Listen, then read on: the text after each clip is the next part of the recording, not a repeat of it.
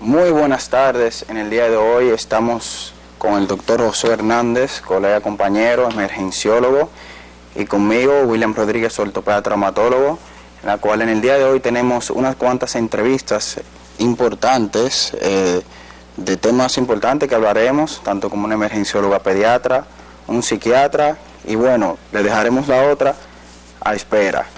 Tenemos en estos mesecillos que han pasado temas importantes como la salud mental. Tenemos los problemas que han pasado a nivel cardiológico también. En el resumen de salud también de nuestro periódico también tenemos varios temas importantes. Si lo pueden poner. Las ARS están dispuestas a cubrir enfermedades de salud mental. Como ya habíamos dicho, eso es muy importante, doctor. Es muy importante, inclusive después de la era de COVID, los temas de salud mental han ido aumentando, impactando de manera negativa a la sociedad. Ustedes recientemente han visto casos donde lamentablemente se ha afectado muy negativamente a la familia con personas que han fallecido recientemente. Y ya se acepta que más de un 20-25% de la población tiene al menos algún problema de salud mental. O sea que es un tema de política pública del cual tenemos que hablar frecuentemente. Sí, y no solamente también que esto es algo positivo, de que la ARS realmente cubran el tema de la salud mental y la enfermedad de salud mental, ya que normalmente este tipo de cosas no solamente es una sola consulta, donde el paciente realmente con una sola consulta a veces puede cubrirlo, pero la salud mental es importante, que no se resuelve simplemente con un estudio, como en el caso de nosotros, y bueno, una sola consulta. Hay un tema de continuidad de la atención, un tema de seguimiento, el tema de salud mental muchas veces es un tema que tiene muchas variables que influyen, y es importante el hecho de saber que ya desde el punto de vista de aseguramiento estamos pensando en darle la mano al paciente. Sí, definitivamente esto es algo positivo. Son muchas consultas, las madres a veces o los familiares están preocupados, a veces se dan temas con medicamentos, las consultas pueden ser por 1 año, 2 años, y realmente eso es algo positivo realmente que la ARS estén dispuestas realmente a cubrir esta parte. Es así. Otro punto en nuestra revista es se habla sobre medidas preventivas frente al anthrax también, y el Hospital Gautier gradúa 21 nuevos especialistas en cardiología. Sabe, doctor, que realmente es bueno que haya muchos especialistas, pero calificados y de calidad, porque la cardiología es clave en un sistema de salud. Todavía sigue siendo la primera causa de muerte en el mundo el infarto agudo del miocardio, y los cardiólogos son clave en el tratamiento de esta patología que mata a tantas personas. Así que saludamos el hecho de que el Salvador de Gautier haya tirado una nueva camada de especialistas en esta área. Sabe, doctor, que luego que se gradúan de cardiología, para hacer cardiología eso lleva una formación. Ser médico, 5 años, 3 años, 4 años de cardiología, y después de cardiología hacen una subespecialidad. Sí, ellos pueden hacer su especialidad, ya sea desde el punto de vista de intervencionismo. Intervencionismo, hemodinamia, o sea, cardiología no solamente termina cuando culminan los 3 años del especialista, y realmente cuando hay un paciente con un dolor en el pecho, o sea, hay medidas preventivas, se necesita realmente un cardiólogo.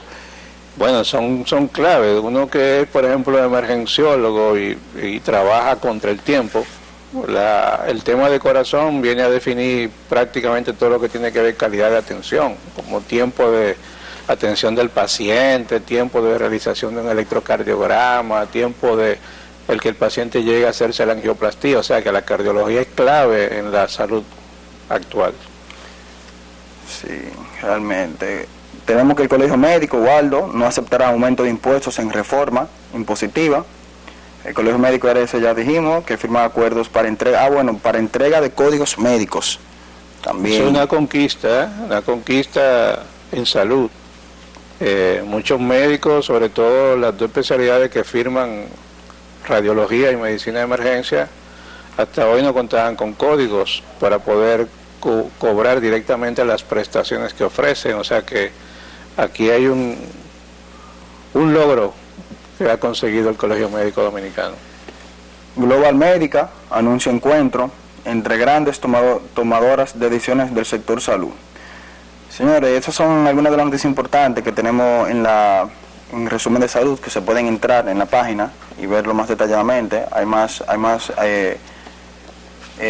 noticias que pueden ver, que están grabadas ahí, y vamos a una pausa y regresamos con algunas de las entrevistas que tenemos en el día de hoy, que son sorpresitas para que estén atentos.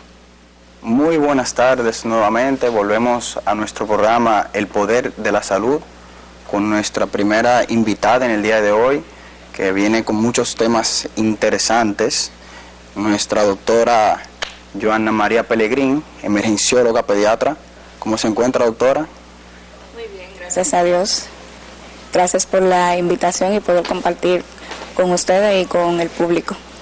Bueno, bienvenida aquí a nuestro programa El Poder de la Salud.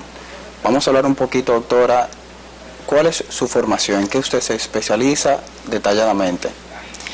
Bien, mi introducción al área de la salud comienza en el bachiller. Me formé como bachiller técnico profesional en enfermería y luego de ahí me voy a la Universidad Central del Este en San Pedro de Macorís, donde me formé como médico general. Luego de ahí pasantía de ley y entonces duré un tiempo trabajando en el Aeropuerto Internacional de Punta Cana como médico supervisor. Ya luego concurso y gano en la residencia de pediatría durante 3 años. ¿Dónde la hizo la pediatría? En el Hospital Materno Infantil San Lorenzo de los Minas. Y ya luego de finalizar en el 2021 concurso y gano en la subespecialidad en emergencias pediátricas en el Hospital Dr. Robert Rick Cabral. Señora, toda una trayectoria, doctor.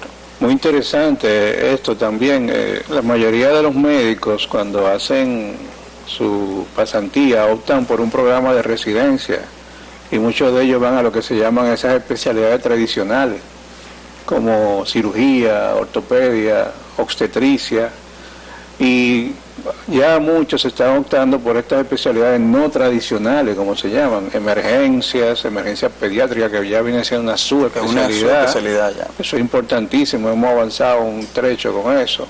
Medicina de familia, medicina física y rehabilitación son especialidades que recientemente han venido a tomar su espacio dentro del sistema de salud. ¿Por qué decidió hacer medicina de emergencia como su especialidad? Durante mi formación como pediatra, rotando en el área de emergencias, tener los casos de pacientes críticos y en el momento no saber qué hacer. Claro, estaba en formación, pero el no saber qué hacer fue una de las principales razones que me llevó a amar y a formarme como emergenciólogo pediatra. Realmente es una especialidad muy, muy importante porque el saber qué hacer en el momento que el paciente llega, eso conlleva que el paciente tenga las menores secuelas a la hora de tratar alguna patología que pueda llevar su vida. Hay que las emergencias se clasifican, en este caso la podemos clasificar, emergencia de adultos y emergencia pediátrica. Cuando un paciente va a una emergencia de un niño o una emergencia de adulto, señores, el caso es diferente. Las emergencias se tratan casi totalmente diferentes, aunque obviamente somos un ser humano, pero los pequeños tienen una dosis, un tratamiento, un diagnóstico totalmente diferente al del adulto. Y aquí es donde entra el rol de la doctora como emergencióloga pediatra.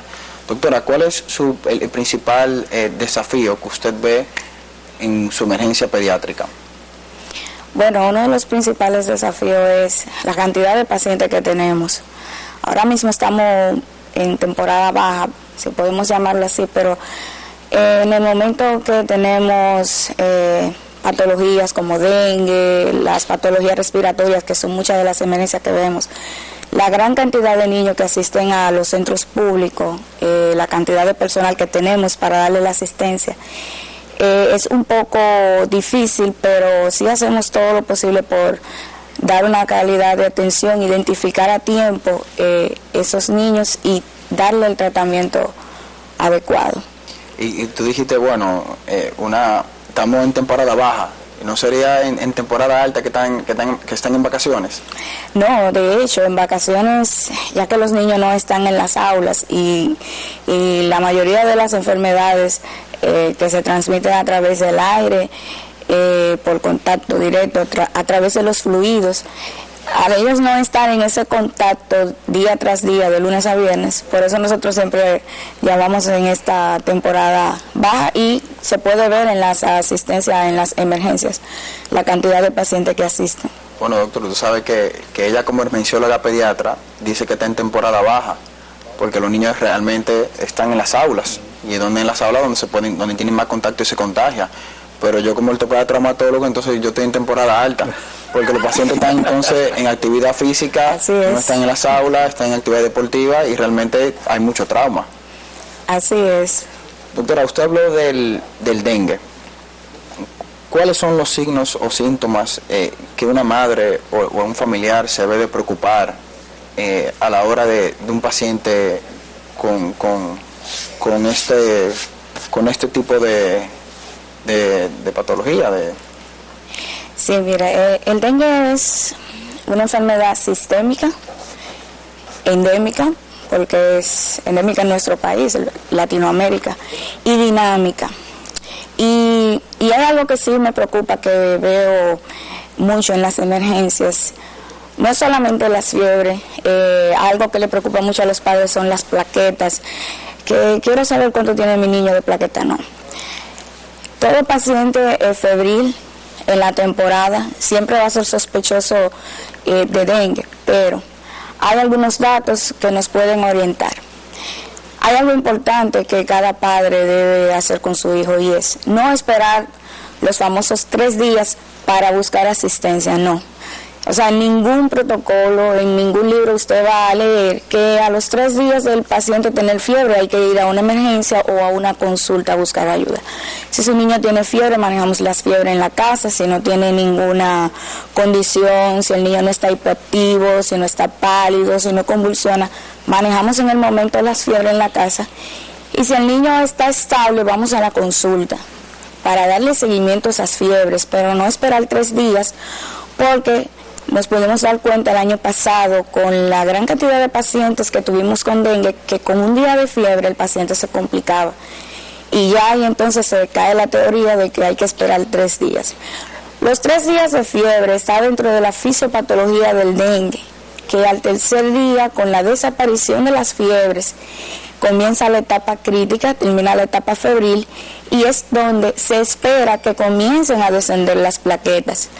Pero ya hoy en día sabemos, y hace un tiempo, de que las plaquetas no es el principal signo de alarma en nuestros pacientes con dengue.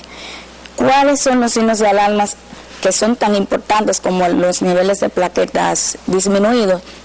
Si el niño está pálido, si el niño está hipoactivo, si el niño no está orinando, que es uno de los valores que tomamos en cuenta a la hora de manejar líquidos en estos pacientes.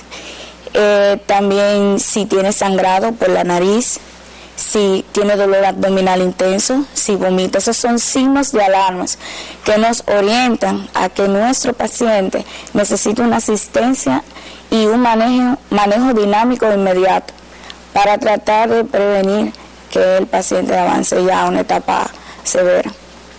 O sea que si como un familiar tiene su niño hipoactivo, o sea, ¿qué realmente tiene que ver una madre para decir, tengo que llevarlo a la emergencia pediátrica?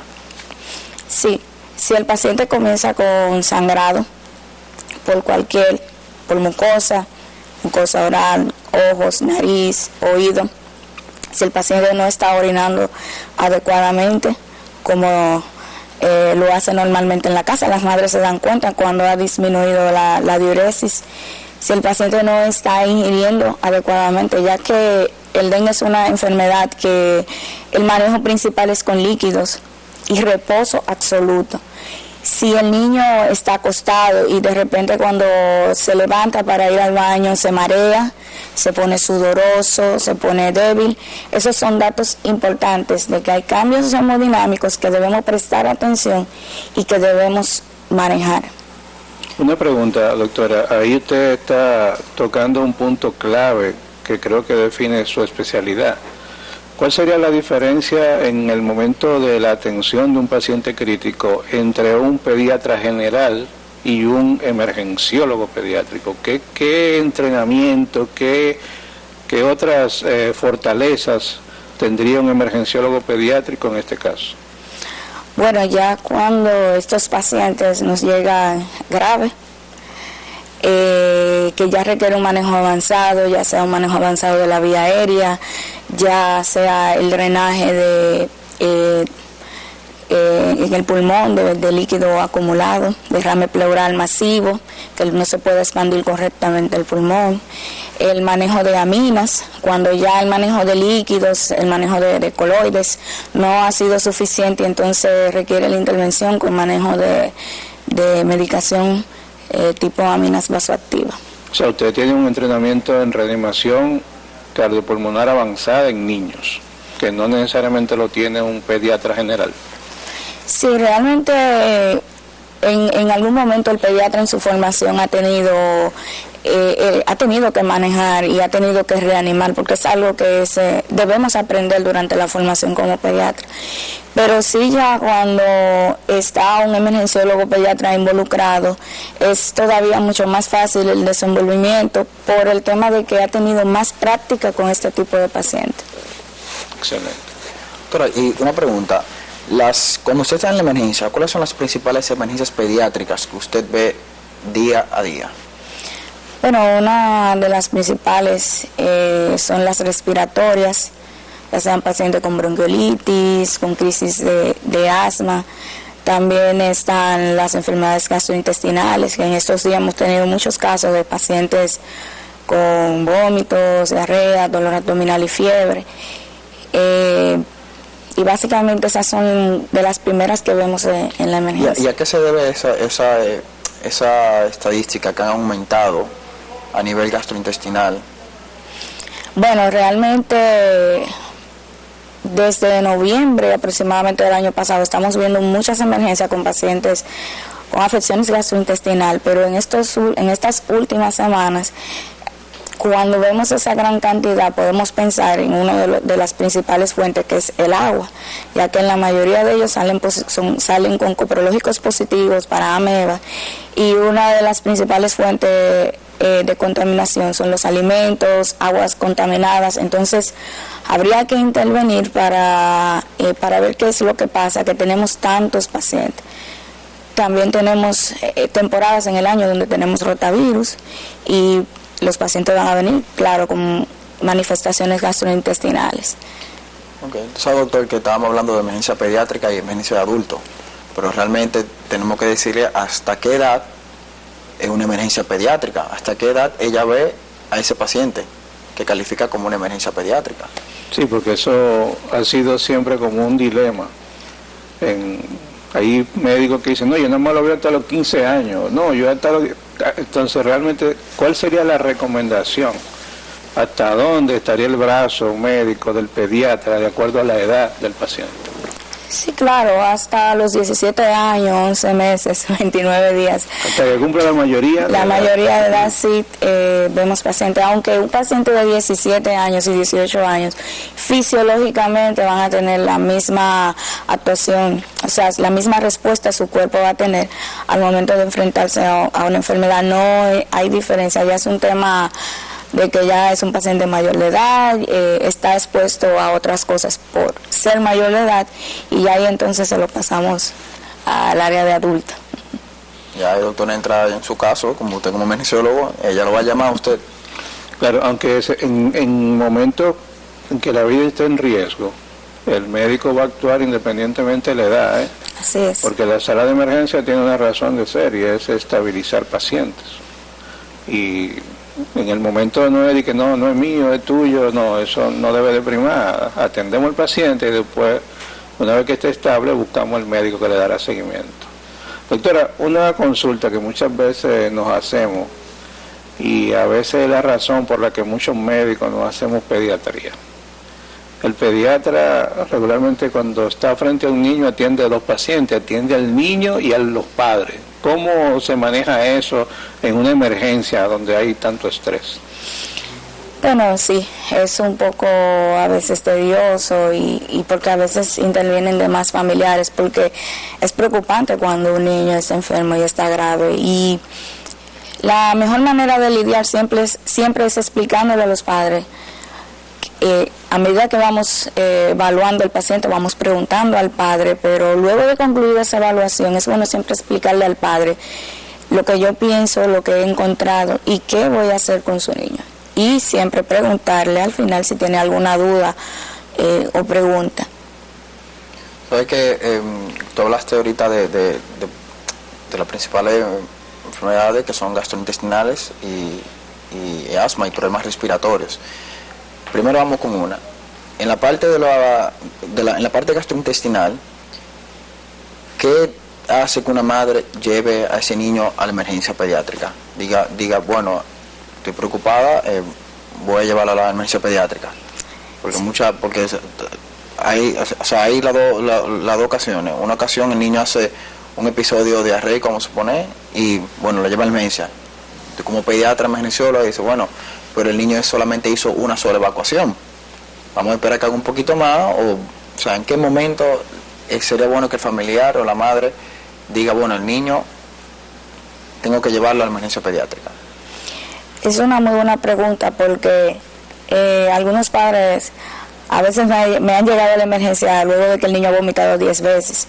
Y realmente ya cuando un niño ha vomitado 2 veces, es un niño que está hipoactivo y la mejor vía de hidratación es la vía oral, y ya con 2 vómitos, 3 vómitos, y todo va a depender de la edad, porque mientras más pequeño sea el niño, con 2 o 3 vómitos se me deshidrata más rápido un niño de 2, 3 meses en comparación con un niño de 2 y 3 años, por la composición de agua corporal total que tienen estos. Entonces, 2 vómitos, 3 diarreas, ya yo debo buscar asistencia. Si es solamente diarrea, pues la recomendación es la hidratación con sueros de hidratación oral, que es la mejor vía para hidratar, es la más fisiológica. Buscar la recomendación con su pediatra vía consulta, pero ya cuando yo tengo un niño que no está tolerando la vía oral o con diarrea, más de 3, 4 diarreas, no debo quedarme con él en casa, porque es un niño que tiene mayor riesgo de deshidratarse y entonces llegar al choque hipovolémico, que es lo que queremos evitar, con un tratamiento adecuado. Okay, entonces, doctora, le llega el paciente a la emergencia pediátrica. ¿Qué es lo primero que usted hace en el niño? Para que sepan lo que hace la emergencia pediátrica, que a veces se preocupa la madre. Le llega el niño, ¿qué es lo primero que hace con el niño? Sí, nosotros tenemos una herramienta muy buena que se llama Triángulo de Evaluación Pediátrica, que solamente con ver y escuchar hacemos un diagnóstico fisiopatológico de lo que está cursando mi paciente en el momento, y ahí puedo determinar el nivel de atención que requiere mi paciente. Entonces, si me llega una madre, por ejemplo, con historia de que su niño tiene aproximadamente 12 horas, con vómitos, diarrea, es un paciente que no ha ingerido nada, que ha vomitado más de 7 veces, ha evacuado más de 8 ocasiones, y llega hipoactivo o que no responde bien, es un paciente que inmediatamente colocamos oxígeno, buscamos una vía y empezamos a hidratar con soluciones isotónicas, como Lactapton Ringer, y a medida hacemos una glicemia, porque es un paciente que no ha ingerido en un largo tiempo y los niños tienen mayor predisposición a desarrollar hipoglicemia. Entonces, ya a partir de ahí, a medida que mi paciente va respondiendo, yo voy tomando decisiones. Okay. ¿Y qué método usted utiliza? O sea, ¿qué método utiliza para las evaluaciones? Bueno, la primera es, en emergencias hacemos la evaluación inicial con el triángulo de evaluación pediátrica. Esta consta de 3 caras, que me evalúa la apariencia, un lado la apariencia, otro lado me evalúa la respiración y el otro lado me evalúa la circulación. Si yo tengo esas tres caras afectadas, dígase un niño que está hipoactivo, un niño que tiene dificultad para respirar, sin yo escuchar con un estetoscopio, solamente con lo que veo, con lo que escucho. Y si veo que mi paciente está pálido, tiene la piel malmóvil, es un paciente que inmediatamente trasladamos al área de trauma choque, porque tengo tres caras de esta herramienta tan importante, donde me dice que ese paciente o está en una parada cardiorrespiratoria o en los siguientes segundos, minutos, va a entrar en parada cardiorrespiratoria. Ya luego de esta herramienta está la evaluación primaria, que es con el ABCDE, y la evaluación secundaria que la hacemos con el sample.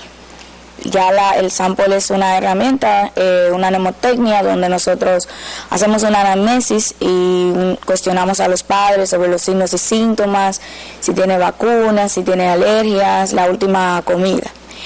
Y ya luego de último, entonces, la evaluación terciaria, que viene con las pruebas complementarias, ya sean los hemogramas, radiografías, entre otros. Sabe, doctor, que a veces en emergencia pediátrica, a veces, bueno, un porcentaje alto, quienes llevan a los niños es la abuela, la vecina, la amiga de una amiga de la madre, que no conoce bien, que no conocen bien el niño. ¿Cómo hacen en esos casos y qué es lo recomendable? Bueno, sabemos que lo recomendable es que lo lleve su madre o su padre, pero a la hora de un consentimiento, de tomar una decisión de un niño, donde el niño lo trae la vecina, el amigo de una amiga, ¿cómo hacen en esos casos? O sea, y es una emergencia, o ya sea que el paciente hay que hacer una evaluación y necesita realmente el consentimiento de sus padres. Si es una situación en que peligra la vida del paciente, la persona que está con el paciente realmente es la persona legalmente responsable, porque tomó la decisión de llevar a ese paciente para recibir una asistencia. Y casi siempre en esas situaciones son pacientes en que realmente su vida está en peligro. Y ya ahí entonces, consensuado con esa persona, si hay algún procedimiento que si no se realiza el paciente, lamentablemente fallece, entonces esa persona es la que está autorizada a darnos el consentimiento. En algunos centros públicos tenemos el servicio de trabajo social, que cualquier situación que amerite ya un consentimiento en que realmente también el procedimiento ponga la vida en peligro del paciente, entonces ya con este departamento, cualquier autorización que nosotros necesitemos, pues lo hacemos vía... Se encargarán.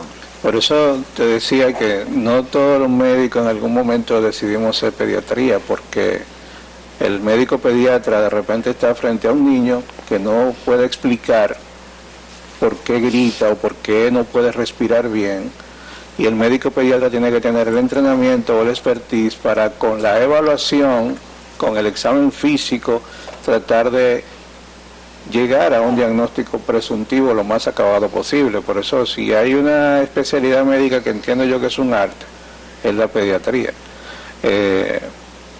Tienen que sacar de adentro, a ver qué es lo que está pasando realmente con el niño sin que te lo diga. Es así.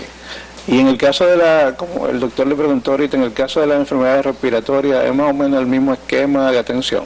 Sí, en todo paciente que asista a una emergencia pediátrica es la misma evaluación. Triángulo de evaluación pediátrica. Que viene siendo como tu triaje, tu manera de clasificación inicial. Así es, y en un grupo de pacientes, como sabemos que están nuestras emergencias en alguna temporada, con esta herramienta en el área de triaje podemos identificar qué niño no puede esperar, porque muchas veces llegan y que yo llegue primero, pero a veces tenemos pacientes que no responden, que lo vemos con dificultad respiratoria, y ese paciente inmediatamente abre nuestros ojos y decimos, espérate, este niño es un nivel 2, un nivel 1 de atención. Sabe, doctor, que obviamente en la emergencia pediátrica o en pediatría utilizamos medicamentos con una dosis específica en base a la edad y el tamaño o el peso de cada paciente. Sabemos que en sentido general en adultos, sabemos que 500 miligramos, o cada 8, cada 12, ya dale una pastilla, tenemos algo ya estandarizado. Pero ¿cuál es el desafío en los niños con esta dosificación? Y realmente cuando una madre ve una receta y a veces no la entiende o qué consecuencia tiene de que le dé una dosificación de un adulto? Bueno, la sobredosificación ya entonces podría conllevar a lo que son las intoxicaciones. Todo va a depender de la cantidad y la dosis tóxica para el peso del paciente. Una de las principales intoxicaciones que vemos en pediatría son las intoxicaciones por acetaminofén. Y realmente sí es un desafío porque muchas veces debemos hacer el cálculo por los padres a veces no saben el peso y hacemos el cálculo en base a un peso ideal para la edad que tiene el paciente y sabemos que esto puede variar. Pero es algo que con la práctica ya eso lo hacemos de manera, vamos a decir, fácil. Claro. Y sabes que, bueno, ya tú hablaste anteriormente de que realmente cuando llega el niño a la emergencia pediátrica, tú haces una evaluación clínica. ¿Qué otros equipos o avances tecnológicos tú utilizas o te gustaría utilizar para un mejor tratamiento del paciente y evaluación, eficacia y calidad?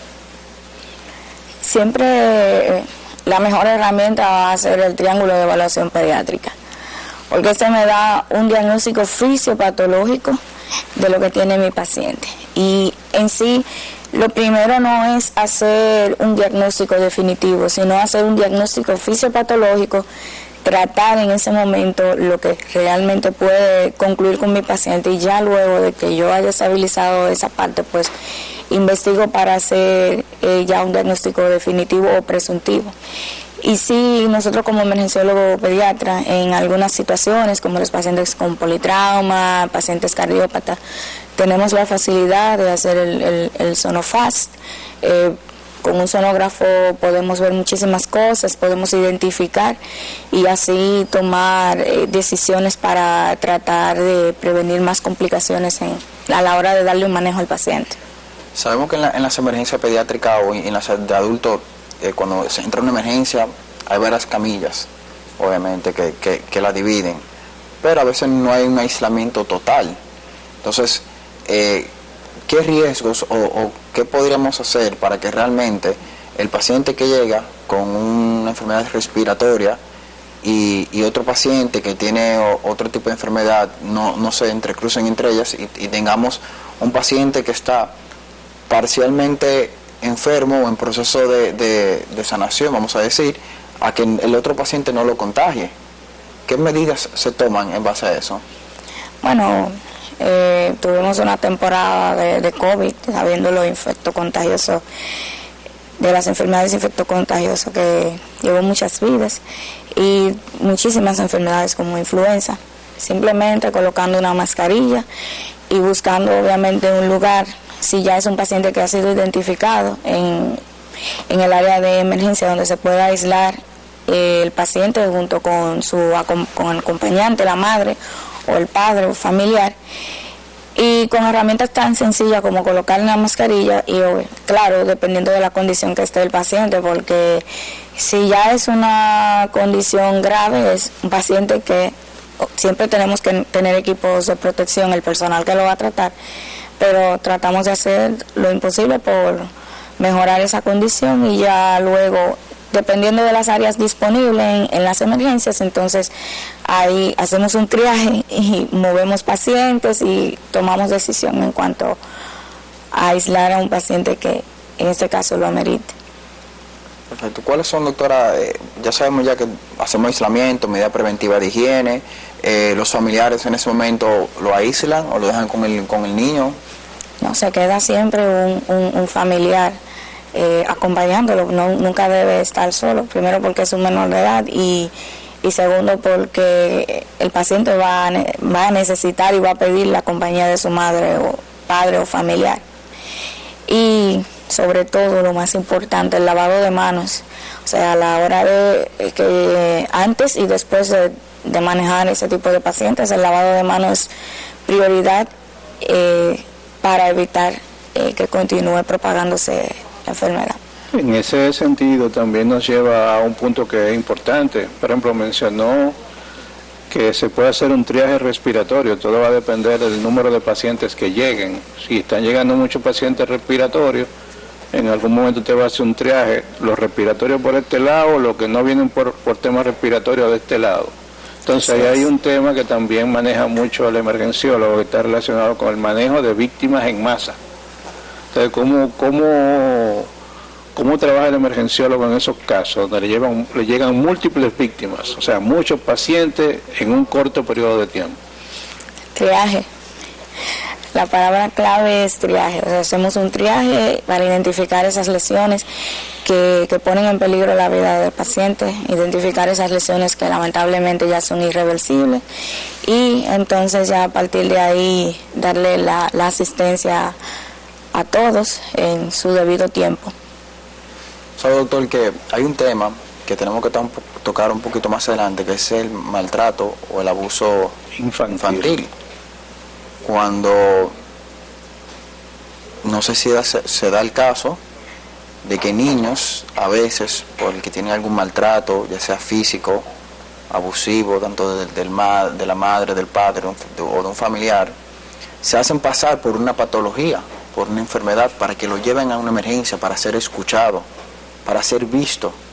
¿Cómo detectan, cómo ven ese tipo de situaciones en emergencia pediátrica, o si la ven y la tratan? Sí, claro, hay algunos estigmas que nos pueden hacer pensar que el paciente está sufriendo maltrato. Cuando las lesiones son simétricas, si son lesiones en guante o en calcetín bilateral, cuando son lesiones, por ejemplo, quemaduras en genitales, también el retardo en la búsqueda de ayuda, eso nos hace pensar en que el paciente pudiera estar siendo abusado o maltratado físicamente. ¿A qué edad frecuentemente más o menos se ven, la tendencia más frecuente de los abusos? O sea, ¿a qué edad más o menos lo ven?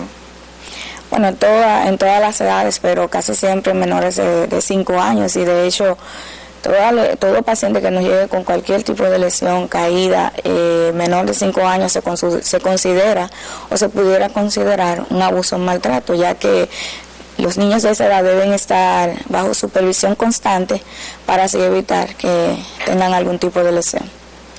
Bueno, tenemos a la doctora. Gracias por la visita, doctora. Placer. Siempre bienvenida aquí a nuestro programa El Poder de la Salud. ¿Alguna recomendación para que nos vayamos a una pausa? Las madres o los padres, la familia. Sí, claro. Nunca debemos tardar para buscar asistencia para nuestros niños. Siempre debemos si mi niño tiene fiebre, manejar la fiebre en casa. Si no pude controlarla, ir a una emergencia. Pero también debo darle seguimiento, ya sea vía consulta.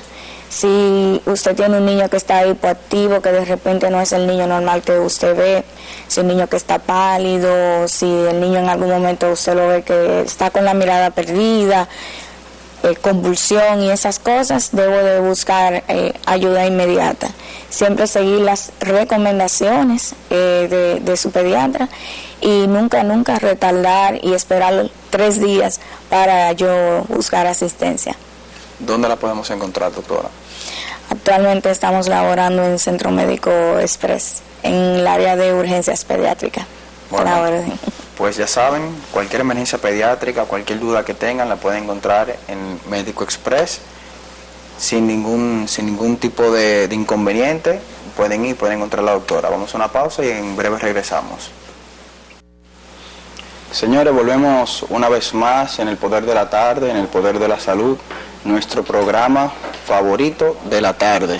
En esta tarde que queda, estamos con la doctora Pamela Rosario, reumatóloga. Doctora, bienvenidos. Gracias por la invitación. Gracias por tenerme en cuenta, me siento muy bien en la tarde de hoy.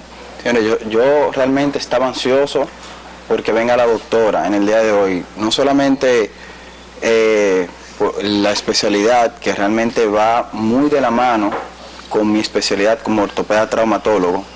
Realmente cuando tenemos paciente en común, lo comunicamos. La parte de ella es una parte clínica, que va muy de la mano de mi especialidad como ortopeda traumatólogo. Doctora, coméntenos un poquito de su formación como reumatóloga.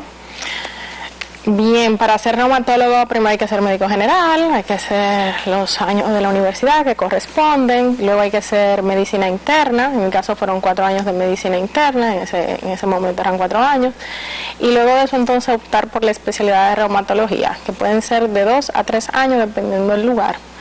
Tuve la fortuna de hacerla aquí en el Santo Domingo, en mi querido Padre Villini,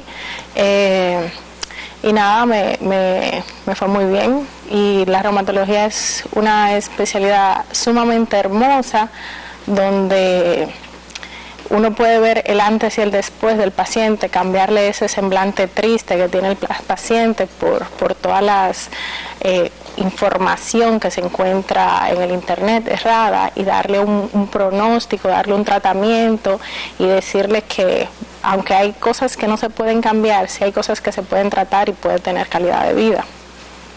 Ok, ¿qué es lo más frecuente que le llega a la consulta a una reumatóloga? Los más frecuentes son los dolores articulares. Entonces, dolores articulares por traumas, al igual que usted, por mal uso de las articulaciones, luxaciones, por malas pisadas, pero las enfermedades que nosotros manejamos, que son enfermedades del sistema musculoesquelético y del tejido conectivo asociado con el sistema inmune, dentro de ese rubro de enfermedades lo más frecuente es la artritis reumatoide, que es una enfermedad inflamatoria que da dolor articular en pequeñas y medianas articulaciones, como son las manos, las muñecas, los codos.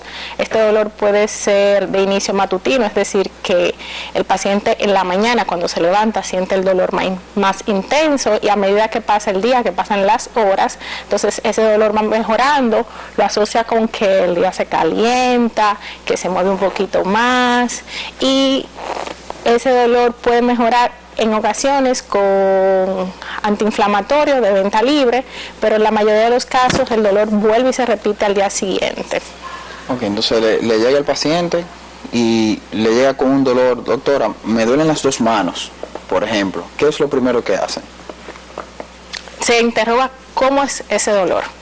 Dice, me duelen las 2 manos, me duelen estas pequeñas articulaciones, no puedo cerrar la mano en la mañana, tengo dificultad para hacer el puño, tengo dificultad para levantarme en la mañana, me levanto como un viejo, me tengo que agarrar, me tengo que echar agua caliente, y después de mucho rato, de media hora, 1 hora, puedo adquirir nuevamente un poquito de agilidad, o sea, se me va un poquito la rigidez.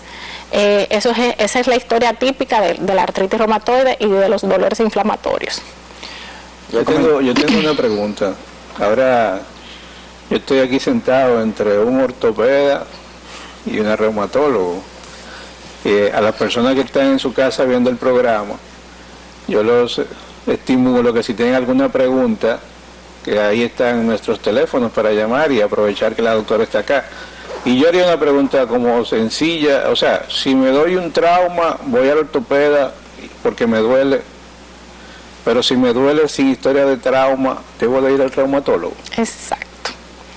Si usted se dobló el pie, puede ir al ortopeda para que le descarte una luxación, pero si usted está aparentemente sano y comienza varias articulaciones a dolerle, se le pueden inflamar, se le pueden poner rojas, se le pueden poner tumefactas, entonces debe visitar al reumatólogo. Asimismo, si tiene una lesión que dice, bueno, quizás fue que pisé mal, me duele mucho la rodilla, pero pasan 3 semanas y la lesión no mejora, se le dio analgésico, se le dio terapia, la lesión no mejora, quizás sería bueno ver la opinión de un reumatólogo a ver si hay algo más inflamando esa articulación. Doctor, que es muy importante eso que usted dice realmente. Si el paciente va al ortopeda o va donde la doctora, y la importancia y cómo podemos definir realmente si el paciente debe de ir a la reumatóloga o al ortopeda, es el origen. Como dijo la doctora, el paciente ha sido un trauma, puede ir perfectamente al ortopeda. Si el paciente dice, bueno, tengo un dolor, hago ejercicio normal, tengo un dolor de tanto tiempo de evolución, fácilmente puede ir al reumatólogo. Y es que también va muy de la mano, porque hay enfermedad y patología que la tratamos juntos, tanto el ortopeda como el reumatólogo. O sea, esto no es algo de que, uno es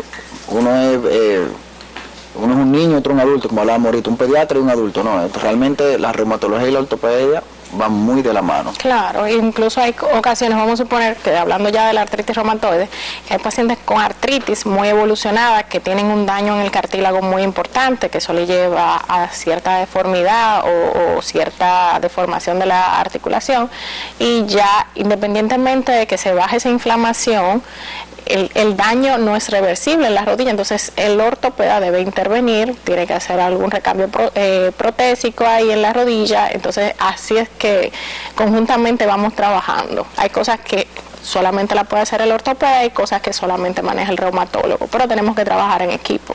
Y ahí la edad tiene que ver, porque todos conocemos alguna persona, por ejemplo, adulta mayor, que dice que me duele la rodilla. Que tiene reuma. ¿Qué tanto impacta la edad de acuerdo a la presentación clínica de las enfermedades que más frecuentemente usted ve? La artritis reumatoide realmente puede dar desde los 20 a los 60 años, o sea, no es una enfermedad de anciano. Okay. Hay una artritis idiopática juvenil que da desde el nacimiento y se clasifica idiopática juvenil aproximadamente hasta los 16 años, que tiene características muy similares a la artritis reumatoide, con algunos detalles diferentes que hay que tener en cuenta para evitar complicaciones. Pero no hay edad realmente. Puede que sea una artritis que haya comenzado a los 50, a los 60 años. Y esa es la artritis reumatoide. Pero hay otros tipos de artritis que comienzan después de los 60 años, como la polimialgia reumática, que comienzan cuando esas hormonas bajan, comienzan a inflamarse grandes articulaciones y el paciente, siente ese mismo dolor con algunas diferencias de la artritis reumatoide, y serológicamente también es un poco diferente. Pero lo que le quiero explicar con esto es que el dolor inflamatorio por una causa inmunológica, como es la que tratamos los reumatólogos, puede aparecer a cualquier edad. Doctora, ¿y eso de polimialgia qué significa? La polimialgia reumática es un síndrome que afecta músculos y hay articulaciones grandes. Se caracteriza por fatiga, dolor en hombros, caderas y rodillas, disminución de la pérdida de peso, y suele aparecer en mujeres posmenopáusicas, generalmente después de los 60 años. Tienen los marcadores de inflamación elevados, pero las pruebas de artritis, de lupus, de Sjögren la tienen negativa. Entonces es un diagnóstico que se hace puramente clínico. Mire, yo como ortopeda traumatólogo, realmente todo ortopeda debe tener en su mente un reumatólogo o una reumatóloga, porque la verdad que van muy de la mano. Yo tengo pacientes que llegan y me dicen: doctor, me duele de aquí para abajo, pero yo no puedo hacer radiografía del cuello, de los hombros, resonancia. Son estudios complementarios que me ayudan a mí a un diagnóstico. Y ahí entra también, como ya habíamos dicho anteriormente, el equipo, tanto del reumatólogo, ortopeda, y si tiene que manejarlo también un internista también. Yo soy internista también. Internista.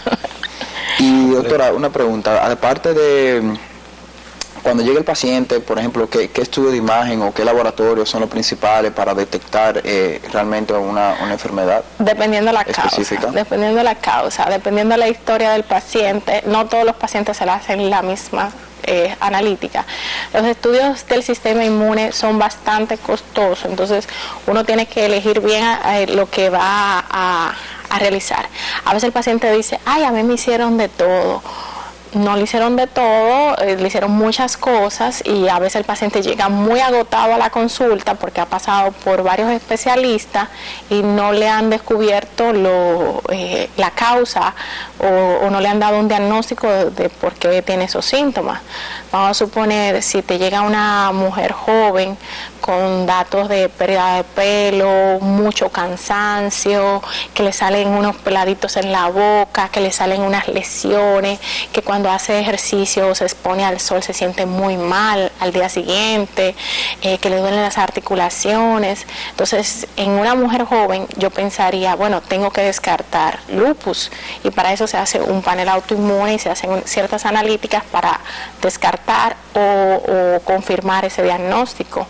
Pero si me llega, vamos a suponer, un hombre de 40 años que dice tengo un dolor en la espalda, que cuando me levanto me tengo que levantar doblado, tengo que caminar varios pasos para poderme enderezar, yo siento que el cuello también me duele y no lo puedo flexionar como lo flexionaba anteriormente, también me duelen los pies, especialmente en la parte de atrás o en la parte de la planta del pie. Esa persona, yo por su edad, por las características clínicas que me presenta, le tengo que hacer ciertos estudios, como una resonancia magnética de esas áreas donde me dice que le duele, para constatar datos de inflamación, o ciertos análisis que son precisos para descartar una artritis de la columna. Entonces, la reumatología maneja más de 200 síndromes, entonces uno tiene que explorar bastante al paciente, escucharle bien la historia antes de pedirle cualquier analítica.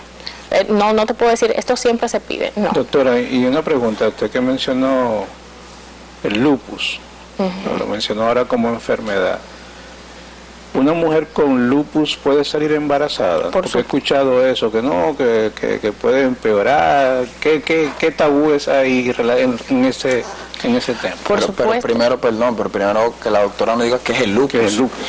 El lupus eritematoso sistémico es el lupus eritematoso sistémico, que ese es su nombre completo, es una enfermedad sistémica del tejido conectivo donde la inmunidad de la persona está alterada y hay ciertas proteínas que la atacan a la persona, puede ser hombre o mujer. Entonces es una enfermedad que puede afectar desde el pelo hasta las uñas de los pies, por eso se llama sistémico. Hay otro lupus que se llama lupus cutáneo, que tiene características de las manifestaciones cutáneas del sistémico, pero no tiene las mismas implicaciones orgánicas que tiene el lupus eritematoso sistémico. También hay otros lupus que son asociados a medicamentos, lupus neonatal, que son nombres que se le han dado a ciertos síndromes, pero que no es precisamente el lupus eritematoso sistémico.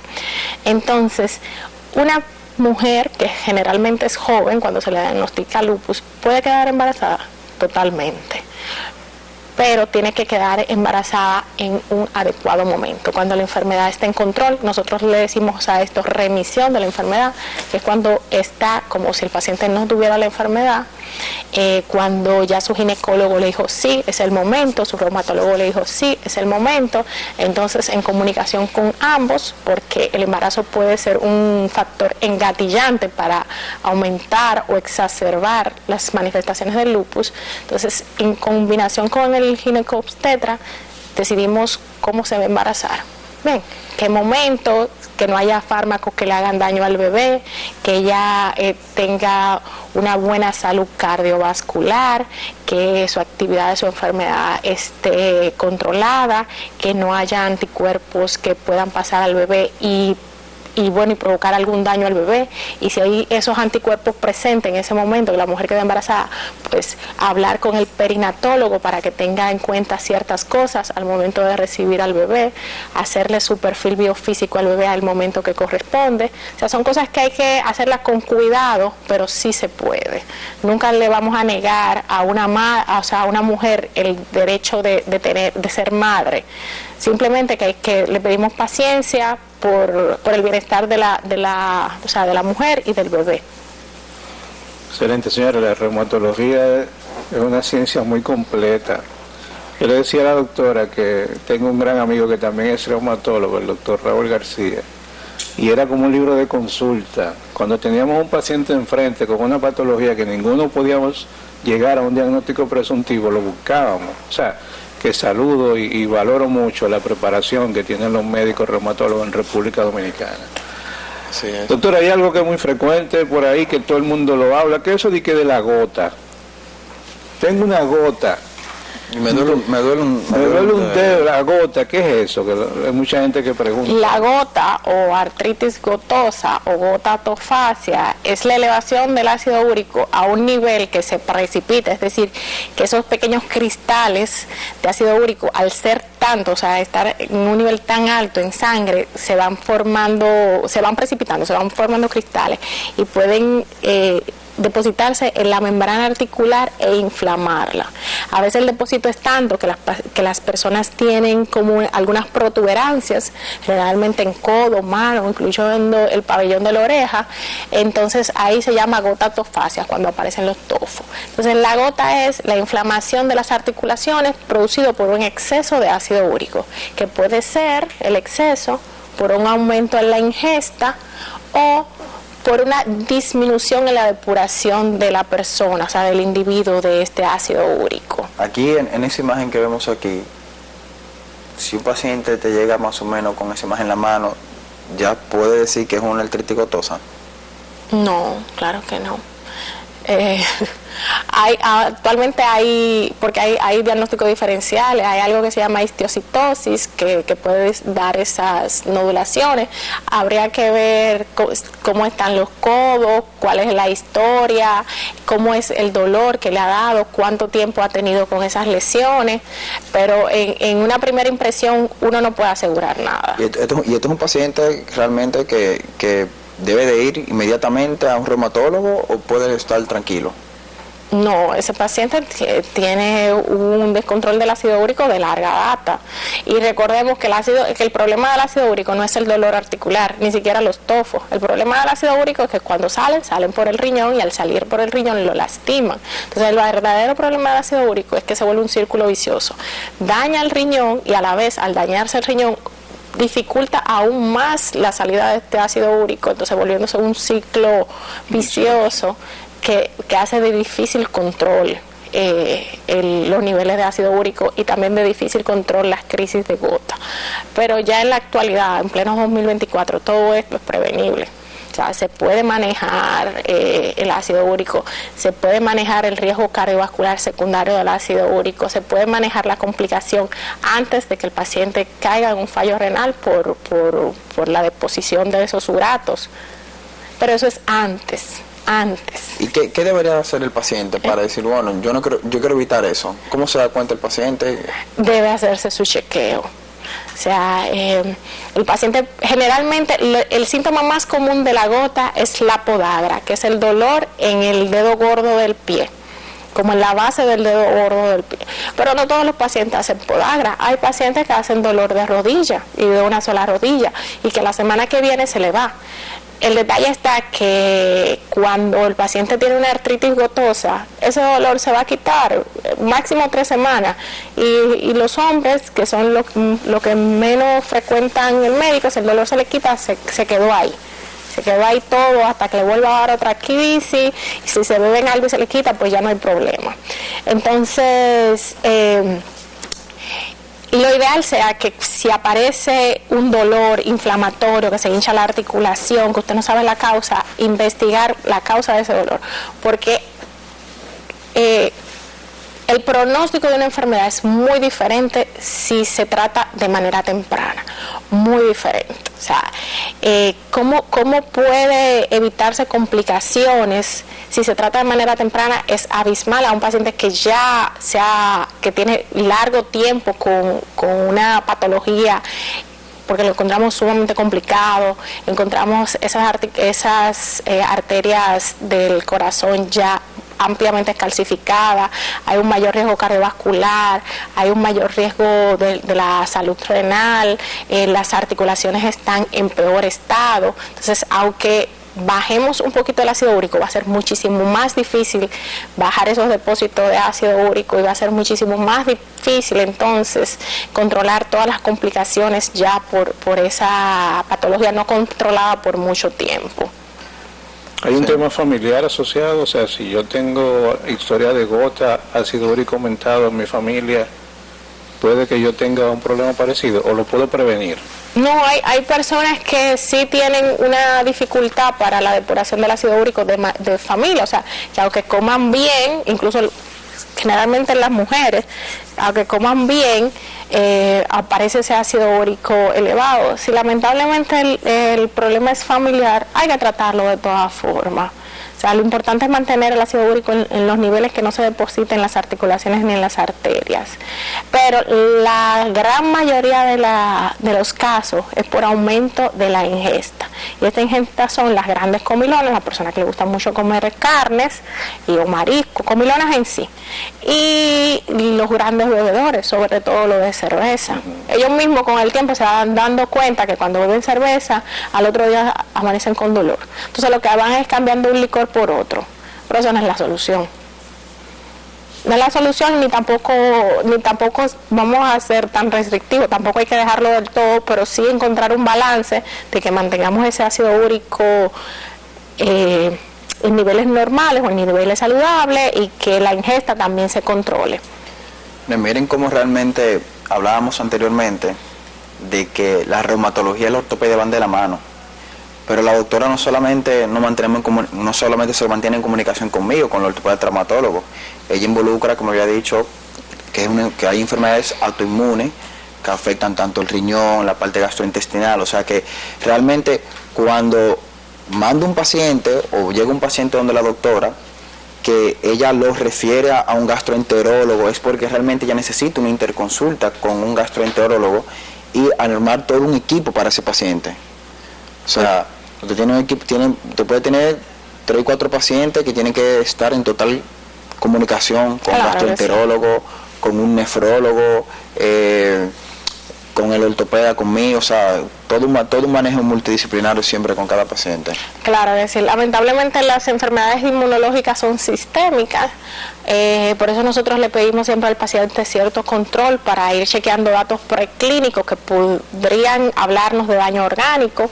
Ahí vamos a suponer, hay enfermedades articulares que afectan también el intestino o que realmente el origen es el intestino. Entonces yo voy a mandar ese paciente al gastro para que me descarte una enfermedad inflamatoria intestinal o que me ayude con la biota, o sea, con las bacterias buenas de ese intestino para ayudarme a equilibrar un poquito la inflamación.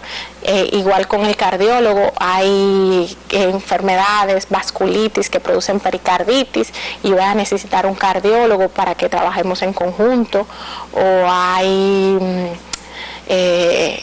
neurolupus que afectan el cerebro, que puede dar una trombosis cerebral o puede dar delirio, yo voy a necesitar al neurólogo y así sucesivamente.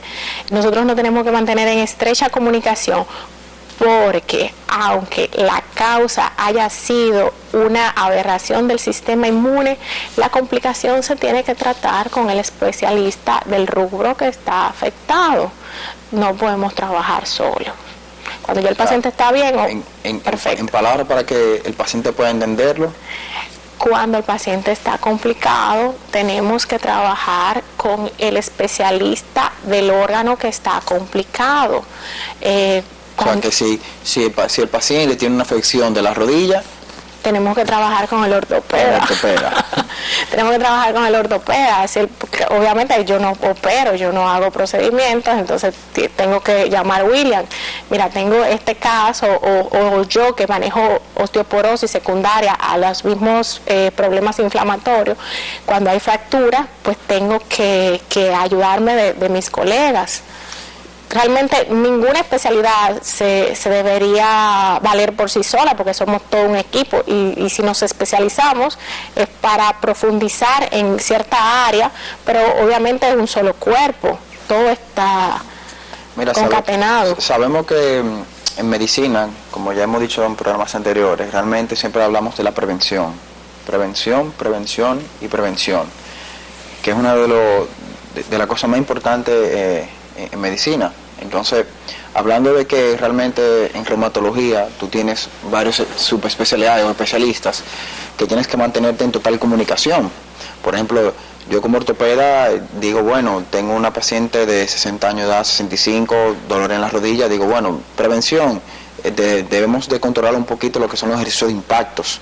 Entonces, en tu caso como reumatóloga, que tú puedes tener un paciente que tiene una afección tanto de la rodilla o tiene una afección cardiovascular o gastrointestinal, ¿qué medidas preventivas tú le das a ese paciente y más o menos a qué edad tú recomiendas que un paciente vaya a un reumatólogo? No, como había comentado anteriormente, no hay edad para aparición de las enfermedades reumatológicas.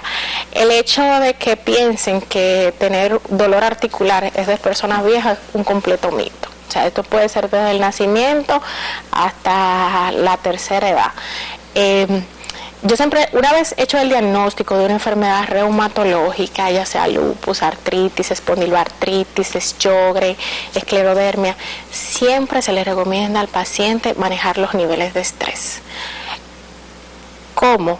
Haciendo ejercicio de relajación, delegando algunas responsabilidades, porque el estrés sube el cortisol y el cortisol, esa parte de tu sistema inmune que está aberrante, la acelera. Entonces los pacientes ven luego de una discusión fuerte, luego de un estrés laboral, cómo al otro día ellos amanecen peor. También se les pide que se alejen del humo del tabaco, porque eso produce cambios a nivel pulmonar que exacerban la enfermedad, y que mantengan una muy buena salud oral y mantengan una muy buena biota del intestino, es decir, las bacterias buenas que tenemos en el intestino hay que mantenerlas, porque el intestino es el órgano que más comunicación tiene con el sistema inmune, y cuando está en desequilibrio entonces puede exacerbar las enfermedades inmunológicas. Señores, pues con la doctora Pamela Rosario tenemos todavía unas cuantas preguntitas interesantes. Pueden ir escribiéndola en el número que están abajo para tenerla pendiente, y vamos a una pausa y volvemos en breve con el poder de la salud. Señores, volvemos nuevamente con la doctora Pamela Rosario, reumatóloga, y el doctor José Hernández, emergenciólogo, y conmigo, William Rodríguez, ortopeda traumatólogo. Pero aquí el invitado especial es la doctora Pamela Rosario, reumatóloga. Doctora, nosotros nos comentaron alguna preguntita. ¿Cómo le afecta el tabaco a los pacientes dentro de las articulaciones? El tabaco, el alcohol. El tabaco, sobre todo el tabaco, cuando el humo es inhalado, hay un proceso que se llama citrulinización a nivel del pulmón. Esta pequeña molécula interactúa con el sistema inmune, y debemos entender algo. Cuando un paciente tiene una enfermedad del tejido conectivo, tiene parte de su sistema inmune que lo está atacando a él mismo. O sea, parte de tu sistema inmune está confundido y cree que esas articulaciones no son tuyas y comienza a atacarla. Entonces, el tabaco lo que produce es que estas celulitas que no son beneficiosas, que están confundidas, que están atacando las articulaciones, se multipliquen. Por eso es que al momento de poner un tratamiento siempre recomendamos que vayan disminuyendo hasta eliminar el tabaco, porque intentamos dar un tratamiento inmunomodulador para frenar esas células que son aberrantes, que están dislocadas, que están confundidas, y por otro lado lo estamos estimulando con el tabaco, y no solamente con el tabaco que la persona fuma, también el fumador pasivo tiene el mismo proceso a nivel pulmonar, que se exacerba las enfermedades inmunológicas cuando el de al lado está fumando. No sé si respondí tu pregunta. Claro. Y esos pacientes que dicen, doctora, pero yo dejé el tabaco, pero ahora estoy fumando el vape. ¿Cómo lleva esas situaciones con los pacientes con el vape, con una enfermedad autoinmune que les está afectando tanto a nivel sistémico? Con los cigarrillos eléctricos lo que sucede es que no tienen los mismos químicos que el tabaco, pero tiene la nicotina y también tiene ese daño a nivel pulmonar. Entonces es como fumarse 500 cigarrillos al mismo tiempo, y realmente no hay un buen resultado. Quizás con los parches de nicotina, para que vaya dejando la adicción, sí podemos ver resultados mejores y haciendo un equilibrio, pero el tabaco hay que eliminarlo, ya sea para mejorar la actividad de la enfermedad y también para el tratamiento, porque le quita efectividad al tratamiento que colocamos. Incluso hay personas que dejando el tabaco la enfermedad entra en remisión, que ya no tienen que volver a usar tratamiento. Hay personas que una vez ya ese sistema inmune está alterado, aunque dejen el tabaco, van a necesitar tratamiento para tener buena calidad de vida. Doctor, usted mencionó enfermedades inmunológicas y cuando todo el que hace medicina le hablan de enfermedad inmunológica regularmente piensa en esteroides. ¿Siguen siendo los esteroides el tratamiento 1A en este tipo de patología o ya hay algo nuevo en el mercado? No es tratamiento 1A, es un tratamiento puente. Significa que vamos a comenzar con esteroides porque son los más rápidos, te van a aliviar rápidamente, van a bajar la inflamación rápidamente, en lo que el inmunomodulador comienza a trabajar, que generalmente, no todos, inicia de 8 a 12 semanas, el efecto de la terapia inmunomoduladora que se le da al paciente. Pero el reumatólogo siempre va a intentar dar la dosis mínima de esteroide y siempre va a intentar disminuir el esteroide. Recuerden que el paciente reumatológico es un paciente con una enfermedad crónica, es decir, una enfermedad que lleva mucho tiempo y nosotros tenemos también que trabajar esas complicaciones del esteroide. Nosotros no queremos un paciente con complicaciones del esteroide, no queremos un paciente con cataratas, ni con diabetes, ni con presión alta secundaria al esteroide, entonces siempre intentamos disminuirlo un poco al principio y luego intentando disminuirlo. Y esto siempre va a ser efectivo si el paciente se apega a su tratamiento. Si el paciente cumple con las reglas, va a sus consultas periódicas, se hacen los reajustes necesarios, siempre vamos a intentar de que el paciente o no tome o tome la dosis mínima. El paciente que no toma la dosis mínima es porque es un paciente de difícil manejo. Importante para nuestros televidentes, si ustedes están usando un medicamento como prednisona, por ejemplo, de repente uno encuentra pacientes que tienen meses usando ese medicamento y que no llevan adecuadamente la recomendación de su doctor, pueden venir con patología grave después. Claro que sí, claro que sí. No es el tratamiento de nada, es un tratamiento puente para tener analgesia, para bajar la inflamación, para agilizar un poquito el proceso, pero a largo plazo no se puede usar esteroides a altas dosis. A bajas dosis sí, pero esas dosis que uno sabe que no te van a traer esos efectos adversos, se conversa junto al paciente y las otras comorbilidades que tiene el paciente. Pero aparte de esos medicamentos como el esteroide, la prednisona, otro medicamento que usted ya comentó, ¿qué otro tipo de medicamento también utiliza? Realmente, mira, cuando yo entré a reumatología, uno estudia medicina interna y luego tiene varias opciones para elegir, que si gastro, que si endocrino, pero en ese momento donde yo estudié había una unidad de biológicos, que son fármacos que vienen de células vivas y que esos fármacos se encargan de neutralizar esas moléculas que están aberrantes en el cuerpo de la persona y así detener la progresión de la enfermedad, o sea, detener las complicaciones de la enfermedad. Esos fármacos son un antes y un después en la historia de la reumatología, cambiando el pronóstico y la calidad de vida de los pacientes. O sea, gracias a los fármacos biológicos y a las pequeñas moléculas y los avances de la ciencia en la reumatología, el paciente de 30 años con artritis reumatoide no es el mismo paciente de la actualidad con artritis reumatoide.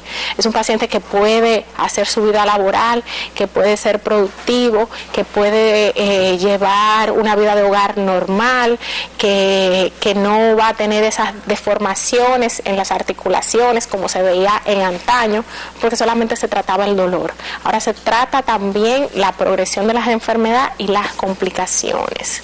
Entonces, los fármacos biológicos son un pilar fundamental en la reumatología, siempre y cuando se puedan colocar, que el paciente no tenga contraindicaciones, y siempre y cuando el paciente haya agotado los tratamientos iniciales de las enfermedades reumatológicas. O sea, siempre se va a comenzar con unos tratamientos que son biorales y luego nos vamos a esos tratamientos biológicos que son para pacientes de más difícil manejo, que generalmente son un poquito más costosos, que ese es lo que ustedes escuchan de alto costo, del programa de alto costo, pero son necesarios para que el paciente lleve una vida funcional. ¿Y esos medicamentos biológicos se preparan o están en la farmacia disponibles? Se pueden comprar en la farmacia, pero para la canasta, incluir un medicamento así en la canasta básica es muy cuesta arriba para casi cualquier familia, pero hay muchos tipos, hay que se inyectan por las venas, hay que se ponen subcutáneos por la barriguita, hay otros que se toman como píldoras diarias, hay otros que se ponen mensuales, cada 2 meses, eso va dependiendo de la patología y dependiendo, claro, de las otras comorbilidades del paciente. Pero estos son medicamentos que regularmente para poder ser dispensados a un paciente tienen que ser indicados por un reumatólogo. Sí, claro. Por o sea, supuesto cualquier que médico sí. no puede llegar a indicar un biológico. Y los medicamentos necesitan vigilancia, no solamente los caros, los baratos que pone el reumatólogo también necesitan vigilancia. Por eso que ustedes ven que uno le pone la cita periódica y aunque se sientan bien, hay que ir al reumatólogo porque el reumatólogo vigila que el medicamento no le esté haciendo daño, que no se esté activando la enfermedad, que no haya una infección por ahí que pueda vulnerarlo a usted. Entonces son cositas que quizás usted no la percibe en su consulta, pero andamos pendientes de todo eso para que usted tenga el mejor estilo de vida posible. Que son tratamientos también que empiezan con dosis baja, van aumentando. Y después, Pablo, porque... Exacto, y cuando mejoran se van optimizando dosis para que el paciente las tolere y luego que ya estamos muy bien, pues se van reduciendo dosis. Hay un temita creo que importante que han estado siempre preguntando sobre la famosa fibromialgia, la patología de la fibromialgia. ¿Cómo va la fibromialgia en su consulta? ¿Cómo usted la diagnostica? ¿Qué tratamientos hay para ese paciente con fibromialgia actualmente? Bueno, la persona que llega con fibromialgia llega quejándose de dolor generalizado, generalmente dolor muscular generalizado. O sea, podemos decir que la fibromialgia es un dolor muscular generalizado. Generalizado, exacto. Mala calidad de sueño, refiere que no duerme bien, se siente también porque duerme mal, pero se siente con niveles de energía muy bajos y tiene algo que nosotros llamamos la habilidad emocional, que pasa algo que quizás 5 años antes no le hubiese producido nada y bueno, y ahora llora, un ejemplo. Tú le dices, mira, eso no iba ahí, pues llora.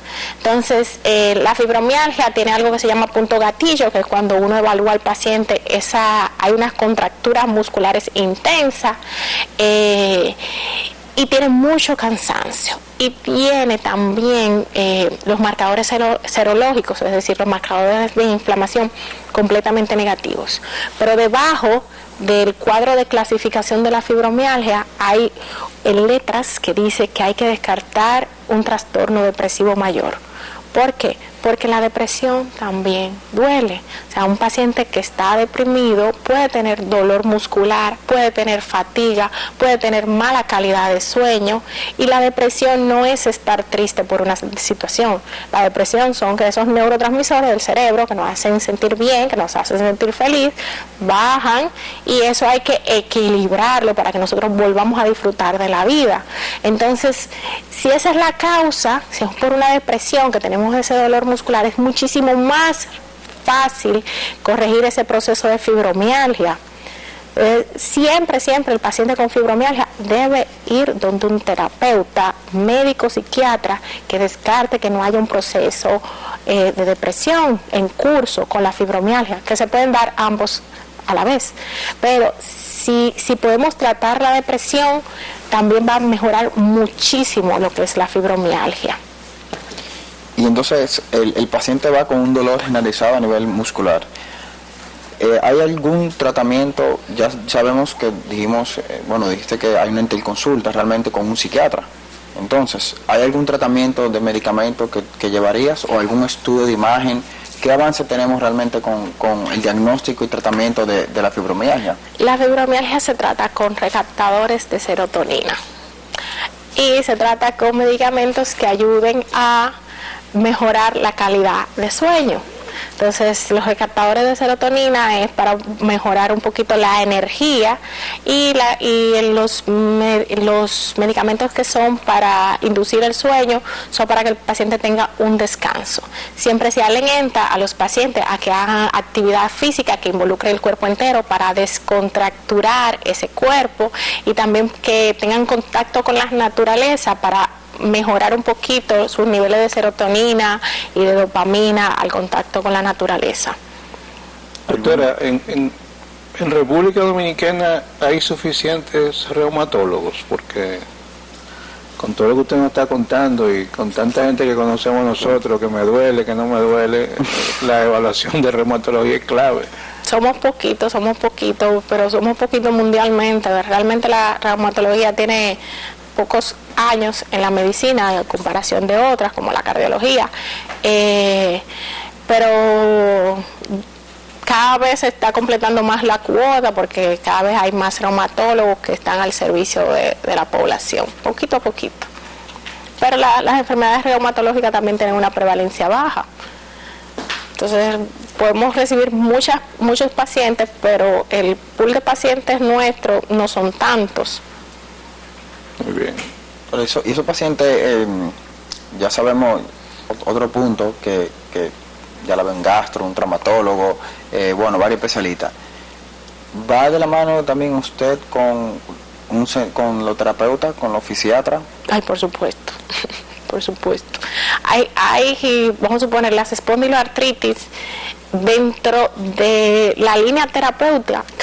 Tiene que hacer ejercicio, tiene que recibir terapia física, y dentro de esa terapia física educar al paciente qué ejercicio debe de hacer todos los días para mantener la flexibilidad de la columna, para bajar la inflamación, para mantener una adecuada fortaleza de esos músculos de la espalda, de los hombros. Pero claro que sí, muchísimas cosas nosotros las resolvemos con el terapeuta y no tenemos que llegar a la parte farmacológica. Entonces, realmente utiliza el fisiatra. ¿Y qué tipo de ejercicios usted, vamos a poner, si no es un fisiatra, recomienda yoga, recomienda gimnasio? Bueno, yo recomiendo el ejercicio que le guste, porque si no le gusta es muy difícil mantenerlo a largo tiempo. Si a usted le gusta la natación, bien. Si le gusta el yoga, muchísimo mejor, porque el yoga trabaja la respiración y ayuda al estrés, pero muévase, porque eso nos va a ahorrar bastante medicamento, porque el ejercicio reduce la inflamación y descontractura el cuerpo, y también va a bajar los niveles de estrés. Entonces hay que moverse con lo que le guste. Si le gusta la zumba, no pasa nada, pero no se limite solamente de que a caminar en el parque media hora, porque eso mejora su salud cardiovascular, pero el resto del cuerpo no lo ejercita, entonces no me fortalece el resto del cuerpo. Y aparte de eso también, ¿cuáles marcadores, como dijimos, como menciona, cuáles marcadores de laboratorio son cuando un paciente llega, doctor, me salió un factor reumatoideo positivo? ¿Cuáles usted toma en cuenta? ¿O cuáles le hace algún otro marcador, algún otro laboratorio aparte de eso? Dependiendo de los síntomas, pero generalmente hay una prueba que se hace muy común, que es la proteína C reactiva, que es un marcador de inflamación. Ese marcador de inflamación suele estar elevado en las enfermedades inflamatorias sistémicas, pero puede estar elevado con por otras patologías, por infecciones, por trauma. Entonces es bueno nosotros hacerle un escrutinio en la historia clínica para ver si no hay algo que esté alterando esa PCR. El factor reumatoide y otro marcador serológico, que es el anti-CCP, son pruebas específicas de artritis reumatoide, sobre todo el anti-CCP. Pero el factor reumatoide, un dato muy importante, su presencia no es igual a tener artritis reumatoide. Hay de un 13 a un 15% de la población que tiene factor reumatoide positivo y no tiene artritis reumatoide, y probablemente tampoco la desarrolle. Entonces eso no es igual a iniciar un tratamiento de una enfermedad inmunológica. Eso es igual a vigilarse y a comenzar un estilo de vida saludable para que no se desarrolle una enfermedad inmunológica del tejido conectivo. Entonces, señores, ustedes saben que realmente la fibromialgia es una enfermedad que tiene que estar ligada con el psiquiatra y con otras especialidades, doctora. Y también, cuando hay pacientes que llegan y dicen, doctor, aparte que me duele el cuerpo, pero yo dicen que yo tengo osteoporosis, dicen, sin ninguna prueba. ¿Qué prueba hace para detectar una osteopenia, osteoporosis? ¿Qué es la osteoporosis? ¿Cuáles son los tratamientos que tenemos? ¿Y a qué edad debe realizarse realmente este tipo de estudio? Muy buena pregunta. Las enfermedades inflamatorias, como la nuestra, pueden desarrollar una osteoporosis a temprana edad, porque todo este círculo inflamatorio descalcifica el hueso. Además que los esteroides también descalcifican el hueso. Entonces, si es una persona que de manera temprana ha tenido una enfermedad inflamatoria, debe tomar calcio concomitantemente con su tratamiento para evitar esta descalcificación del hueso. Pero en la población normal, el screening de osteoporosis se hace después del 5º año de su menopausia. Es decir, cuando ya tienes 5 años y ver la menstruación, se hace una densitometría ósea y se hace un perfil metabólico óseo donde se van a ver las hormonas que están vinculadas a esa formación del hueso. También si la persona tiene alguna malformación, una escoliosis, tiene mucho daño en la columna o tiene una instrumentación en la columna, este no debe ser un punto para diagnosticar osteoporosis. Se debe hacer entonces una densitometría de antebrazo. ¿Por qué? Porque va a salir un resultado que no es fidedigno cuando la persona tiene muchos cambios a nivel de la columna. Entonces podría, a nivel de la densitometría, no dar valores de osteoporosis, pero la paciente se te está fracturando cada 2 semanas, con una fractura de que se chocó con la mesa, se rompió el pie, que son una fractura de fragilidad. Entonces, este paciente hay que hacerle una radiografía para ver si no hay aplastamiento de las vértebras y también para ver si esas vértebras se pueden valorar por densitometría ósea, y hay que hacerle también unas pruebas serológicas para ver si hay algo más que esté interviniendo en esa descalcificación del hueso, y también para ver si es candidato a a fármacos osteoresortivos, los fármacos antirresortivos o fármacos biológicos como el denosumab, que está muy de moda, que es el Prolia, para volver a reformar y rellenar ese hueso. Calcio y vitamina D también los recomiendo. Calcio y vitamina D de manera complementaria, y muchísimo ejercicio para evitar la osteoporosis. Bueno, señores, ya nos están haciendo señas de que el programa ya tenemos que finalizar.